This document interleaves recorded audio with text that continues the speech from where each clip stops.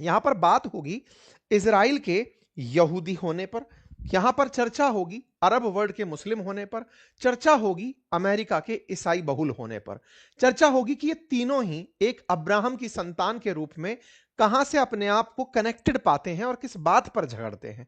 Detail में चर्चा होगी। चलिए शुरू करते हैं, क्योंकि अल्टीमेटली यूएस एम्बेसडर जो इजराइल में है उनके बयान इस समय अरब और मुस्लिम जगत में खूब क्रिटिसाइज किए जा रहे हैं। लेकिन यह बात तो वही है जो नेतन्याहू कहा करते थे। अगर वही सेम बात है ऐसे समय पर जब अमेरिका ईरान के साथ झगड़ा कर रहा हो और उसे ईरान के खिलाफ दुनिया के और विशेष रूप से अरब देशों का साथ चाहिए हो, उस समय पर अगर इजराइल के अंदर बैठे अमेरिकी राजदूत ऐसा बयान दे देते हैं तो इसके मायने बहुत सारे होंगे। करते हैं, आगे बढ़ते हैं साथियों। इजराइल में अमेरिकी राजदूत हैं माइक हुकाबी। उनका बयान आया जिससे सऊदी अरब, मिस्र, जॉर्डन सब लोग नाराज हुए। बयान ऐसा था जिसे धार्मिक और राष्ट्रीय भावनाओं को भड़काने वाला माना गया। ये उस बयान के खिलाफ आए हुए तमाम कमेंट्स हैं जो कि फॉरेन मिनिस्ट्रीज की तरफ से जारी किए गए।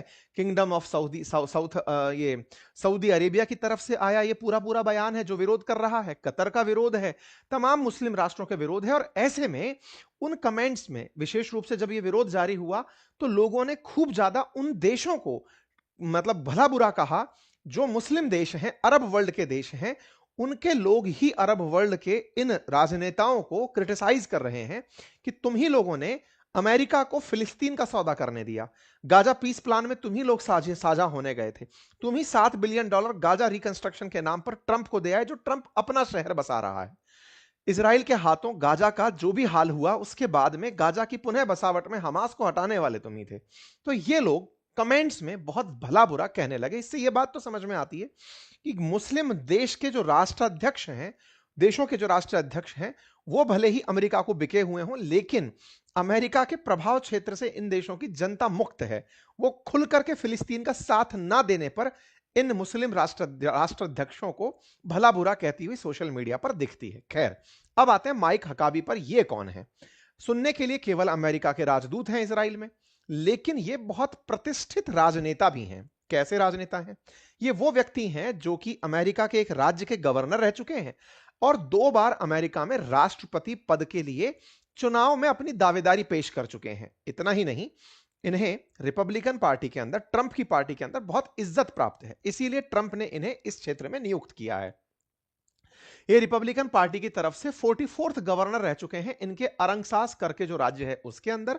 साथ ही साथ में ये एक बहुत अच्छा daily radio programme the Mike Huckabee show के नाम से भी होस्ट करते आए।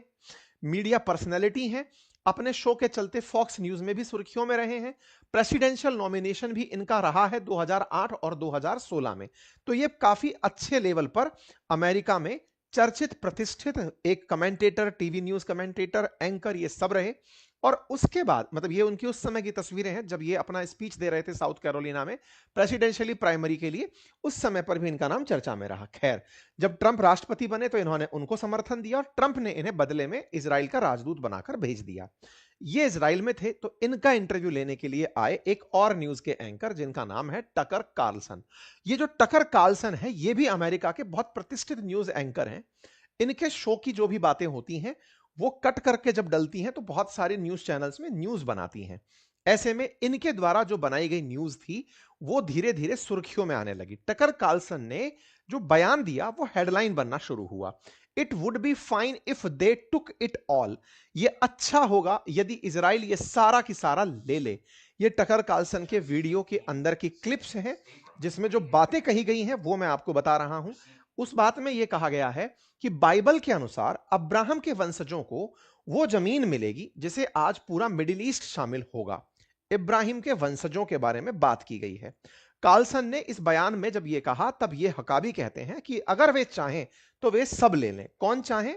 इजरायली लोग चाहें। यही कारण है कि अल जजीरा इंग्लिश चैनल हो या तमाम जगह हो, वहां पर अमेरिकी राजदूत की तरफ से इजरायली मंशा का समर्थन करने पर विरोध किया जाना शुरू हुआ। तमाम प्रकार के न्यूज चैनल्स ने यही लाइन उठाकर करना डालना शुरू किया कि खुद राजदूत के मन में यह मंशा है कि जो इजराइल चाहे तो इस पूरे क्षेत्र को ले ले तो गलत नहीं है। इसका मतलब अमेरिका यही चाहता है। देखो, राजदूत अपने आप में, जैसे अपने देश के अंदर भी जब अमेरिकी राजदूत यहां पर आए हुए हैं तो उनके जितने भी बयान हैं उनको अमेरिका का बयान ही माना जाता है।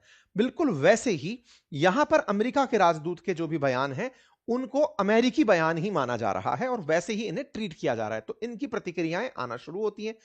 You are saying that the origin is dead, मतलब तमाम बातें जो भी हैं इन सब के बारे में निकल निकल कर चीजें आई। ऐसे में हकाबी जो कि राजदूत हैं, जो खुद ईसाई धर्म को मानते हैं, कट्टर इजरायली समर्थक हैं, और उन्होंने इस बात को कहते हुए कई बार यह भी कहा कि फिलिस्तीन जो है वो पहले तो ब्रिटेन के कंट्रोल में था, वहां पर अरब लोग आ गए, लेकिन फिलिस्तीन को लेकर के वो इतना ज्यादा झगड़ा क्यों करते हैं, वो तो ब्रिटिश टेरिटरी था, तो वो वैसा ही रहना चाहिए। तो इनके बयान हमेशा विचित्र रहे हैं। फिलहाल जिस बारे में चर्चा हुई है वो ये वाला क्षेत्र है जिसे ग्रेटर इजराइल कहा जाता है। अभी जो इजराइल है वो बहुत छोटे से क्षेत्र में है, इसमें गाजा पट्टी और वेस्ट बैंक को लेकर के बवाल मचा रहता है, क्योंकि वो पहले फिलिस्तीन का था, अभी भी फिलिस्तीन ही है, लेकिन जितना बच गया उतना ही है। कहते हैं कि पहले तक, इसके पीछे बहुत बार मैंने सेशंस किए हैं, फिलहाल पर अभी हम फोकस वापस से करते हैं जहां पर चल रहे हैं। ये वाला जो जानकारी दे रहा हूं मैं वो ये है, इजिप्ट के अंदर एक नदी बहती है जिसका नाम है नील रिवर, और यहां से लेकर के यूफ्रेटस रिवर, ये यूफ्रेटस रिवर जो है इसके बिल्कुल ईरान से होते हुए, सीरिया से होते हुए, ये टिग्रिस यूफ्रेटस दो नदियां हैं, इनमें से यूफ्रेटस नदी, जैसे फरात नदी के नाम से भी जाना जाता है, इससे लेकर के इस क्षेत्र को ग्रेटर इजराइल माना जाता है। मतलब इजराइल मानता है कि हमारी किताबों में जो इनकी रिलीजियस टेक्स्ट हैं उसमें लिखा गया है कि यह क्षेत्र जो इजराइल के संस्थापक रहे या यहूदियों के जो गॉडफादर रहे, जो गुरु रहे, उनको, उनके द्वारा यह जगह यहूदियों के लिए की गई है। तो ऐसी अगर जगह है कोई, तो इसमें तो बहुत सारे क्षेत्र शामिल हो गए।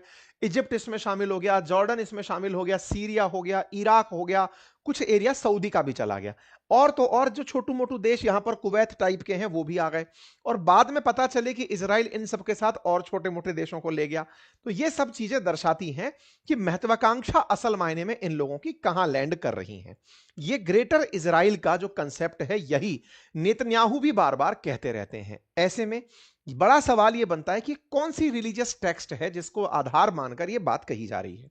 इसके पीछे चलेंगे, इसके पीछे की कहानी है कि यहूदी, ईसाई और मुस्लिम, इन तीनों को एक ही पिता की संतान माना जाता है, इब्राहिमिकल संतान माना जाता है। कहा जाता है कि ये एक ही फादर से होकर निकल कर आई हैं। तीनों धर्म इब्राहिम धर्म के रूप में माने जाते हैं, और इनका जो एंसेस्ट्रल ट्री रूट है ना, वो कुछ इस प्रकार से है कि अब्राहम सबसे पहले एक व्यक्ति जो कि इन धर्मों के अंदर ईश्वर के वंशज माने गए या ईश्वर के अवतार माने गए।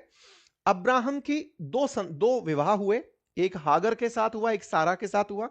इनके साथ जो इनके बच्चे जन्म लिए उनका नाम इस्माइल। इस्माइल ने अरब नेशंस को बसाया। ऐसे ही जो सारा थी इनकी, मतलब इनसे जन्मे इसहाक, और इसहाक से दो बच्चे, एक का नाम ईशाऊ और एक का नाम जैकब। जैकब से यहूदी यानी कि यहूदियों में इजराइल का निर्माण हुआ, और ईसाऊ से एडम का, एडम जिसको ये लोग ईसाई धर्म के लिए मानते हैं। इस ट्री को और अच्छे से अगर देखा जाए तो इस तरह से है कि अब्राहम और हागर से इस्माइल, और अब्राहम और सारा से इसहाक, और फिर यहीं से ही आगे चलकर एक थॉट ये भी मानती है, बिलीफ थॉट ये है कि जूइश पीपल और उनसे जूडिज्म और जीसस से क्रिश्चियनिटी निकल कर आई। मेन रूप से अब्राहम की संतानें इन तीनों ही धर्म को मानती हैं। तीनों धर्म जो हैं वो अपने आप को अब्राहम से रिलेट करके चलती हैं। ऐसे में अब सवाल यह है कि यहां पर जो बवाल हुआ वो किस बात पर था। बवाल इस बात पर था कि इस पुस्तक में, कौन सी पुस्तक, बाइबल ग्रंथ जो है इनका, जो तोराह के नाम से जाना जाता है, धार्मिक बाइबल ग्रंथ इजराइलियों का, उसमें कहा गया है कि इब्राहिम के पुत्र इसहाक के वंशज, उनके लिए यह पूरी की पूरी जगह प्रॉमिस्ड लैंड की तरह रही जाएगी। यानी कि ईश्वर ने कहा था कि यह क्षेत्र इन लोगों को मिलेगा। उस पुस्तक में, जिसे ये रिलीजियस टेक्स्ट के रूप में पढ़ते हैं, उस पुस्तक में इस क्षेत्र को, जिसे ग्रेटर इजराइल कहा जा रहा है, उसमें यहूदियों को देने की बात कही गई है। इस बात को जब इनसे पूछा गया कि यहूदी इस बात को मानते हैं तो आपको क्या लगता है, इनने कहा मानते हैं तो वो जगह ले लेनी चाहिए। यह बात इन्होंने समर्थन में कह दी। ये वो बात है ग्रेटर इजराइल की जिसे नेतन्याहू भी अक्सर कहते आए हैं। इसी बात के चलते पाकिस्तान समेत 13 मुस्लिम देश इजराइल के विरोध में उतर आए, क्योंकि नेतन्याहू अक्सर खुद भी यह कहते हैं कि मैं भी एक मिशन पर हूं जिसमें ग्रेटर इजराइल बसाना मेरी मंशा है। ऐसे में अरब देशों का इजराइल के खिलाफ उस समय विरोध होना जिस समय प्रधानमंत्री नरेंद्र मोदी इजराइल की यात्रा पर जाने वाले हों एक दिन बाद ही, तो यह अपने आप में ज्यादा बड़ी चर्चा का